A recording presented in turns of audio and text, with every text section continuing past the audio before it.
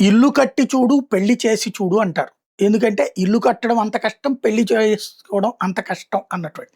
పెళ్ళికి ముందు జరిగేటటువంటి తంతంతా గూడా. ఈ 2 గూడా ఓ రకంగా జీవితంలో అతి ముఖ్యమైన ఘట్టాలు, అత్యంత సంక్లిష్ట సమస్యలు ఫేస్ చేసే ఘట్టాలు గాబట్టి ఆ మాట అంటారు. పేదవాడికైతే పేద మధ్య తరగతికి ఇల్లు, సొంత ఇల్లు అనేది కల. ఆ కలని సాకారం జేసుకోవడానికి జీవితమే అయిపోతుంది. నాకు బాగా గుర్తనమాట. మా తాతగారికి తెనాలి మారిస్పేటలో ఆ మార్వాడి గుడి ఎదురు రోడ్‌లో పెద్ద ఇల్లే ఉండేది.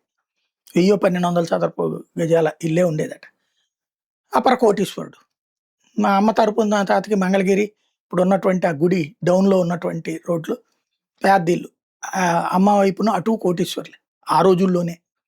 అయితే అమ్మా, నాన్న పెళ్ళయిన తర్వాత నేను పుట్టక ముందే ఇద్దరి దగ్గర ఏమీ లేకుండా ఉంది. షాప్‌లో నేను పుట్టేటప్పటికి గుమస్తాగా చేస్తాను. అద్దెలకి రూ. 50 ఇంటద్దె గుడివాడలో ఉండటం నుంచి తెలుసు నాకు. 50, 75, 100, 300, 500 ఇట్లాగ. నేను హైయెస్ట్ కట్టిన అద్దె 6,500 విజయవాడలో ఫ్యామిలీకైతే. తర్వాత నేను హైదరాబాద్‌లో ఆ మధ్యన ప్రైమ్ నేను దీంట్లో చేస్తున్నప్పుడు కట్టిన అద్దె 12,000, 15,000 కట్టినట్టున్నాను అక్కడ. 15,000 అనుకుంటా. కట్టా. ఏది హాస్టల్‌లో ఉండేదానికంటే ఇల్లు తీసుకుంటే బెటర్ అని డబుల్ బెడ్‌రూమ్ హౌస్. ఇది అంటే ఎన్ని సంవత్సరాలు అద్దెలు ఏంటి అన్నటువంటిది చెప్తున్నాననమాట. సొంత ఇల్లు అనేది ఒక కల.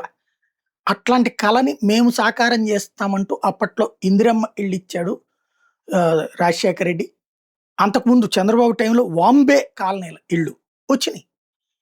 వాంబే కాలనీలు కట్టిచ్చారు. అలాగా ఎళ్లి డైరెక్ట్‌గా ఇళ్లలో దిగటమే. 5 పైసలు ఖర్చుండేది గాదు. తర్వాత దాంట్లో ఆ పైన మెయింటెనెన్స్‌కని జెప్పి నెలకేదో 200 ఎంతో కట్టమన్నారు. అది గూడా కట్టించుకోలేదు. చాలా వరకు అది ఫ్రీగా అయినాయి. తర్వాత చంద్రబాబు గారు 14, 19లో ఏమి కట్టల. టిడ్కో ఇళ్ళు అప్పుడు ప్రకటించారు. ప్రకటించి ప్రజలకి పేరుతోనే అప్పులు చేశాడట. ఇక్కడ కేంద్ర ప్రభుత్వం 45 గజ సింగల్ అంటే 1 సెంటులో ఇల్లు, 1.5 సెంట్‌లో ఇల్లు. దానికైనా దీనికైనా 1,80,000, 2,80,000 ఇస్తది. సిటీలో అయితే 2,80,000, రూరల్‌లో అయితే 1,80,000. స్థలం మనం తీసిస్తే సరిపోతుంది. దానికి కూడా కొంత అమౌంట్ ఏదో ఇస్తది కేంద్రం. దాంతోగా ఇచ్చి వాళ్ళని కట్టుకోమంటే సరిపోతుంది సింగిల్‌గా. అట్లా గాకుండా ఆ డబ్బులు తీసేసుకొని మల్టీ స్టోర్డ్ బిల్డింగ్స్ అది కాంట్రాక్టర్‌కి చాలదు. కాబట్టి వాళ్ళ చేత అంటే ఎవరైతే లబ్ధిదారుని ఒప్పుకుంటారో వాళ్ళ పేరుతో 3,00,000, 3,50,000 అప్పులు.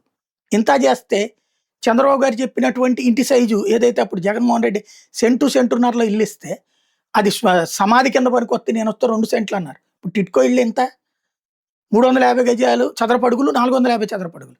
అంటే 48 గజాలు సెంట్ అంటే.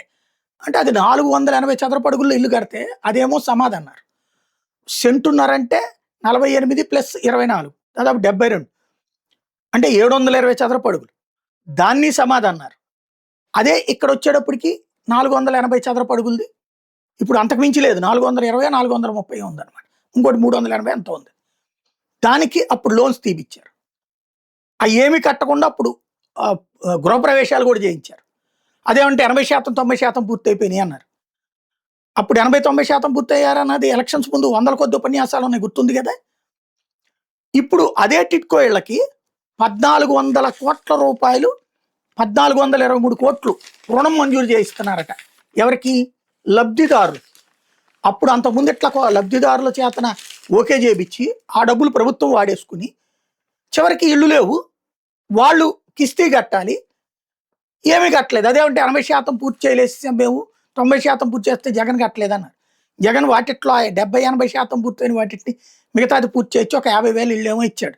మొత్తం ఇప్పుడు వీళ్ళు 20,00,000 ఇళ్ళు ఇచ్చామని చెప్పే వరకు 3,00,000 ఇళ్ళు ఓకే చేసి అందులో 50,000 ఇళ్ళు మాత్రమే 70, 80% పూర్తయినాయి. అవి వరకు అతను పూర్తి చేసి ఇచ్చాడు. మిగతాది అట్లుంది. అది కూడా డబ్బులేం కట్టక్కర్లేకుండా జగన్ ఇచ్చేశాడు వాళ్ళకి. మిగతాది ఇస్తానన్నాడు, ఆగిపోయాడు. ఇచ్చాడు జగన్ మిగతాది స్థలాలు అవన్నీ. ఇప్పుడు ఆ టిడ్కో ఇళ్ళకి 1,432. మరి 90% పూర్తయిపోయిన ఇళ్ళకి ఇప్పుడు 1,432 కోట్లు ఏంటి? ఎందుకు ఖర్చు అవుతున్నది? అది కూడా వాళ్ళ పేరున. అప్పులు మళ్ళీ వాళ్ళు కట్టుకోవాలి నెల నెల జీవితకాలం. ఇది కేంద్ర ప్రభుత్వం డబ్బులు ఇస్తున్నది. ప్లస్ రాష్ట్ర ప్రభుత్వం తరపున ₹1,00,000 చొప్పున ఇంటికి ఇస్తామన్నారు.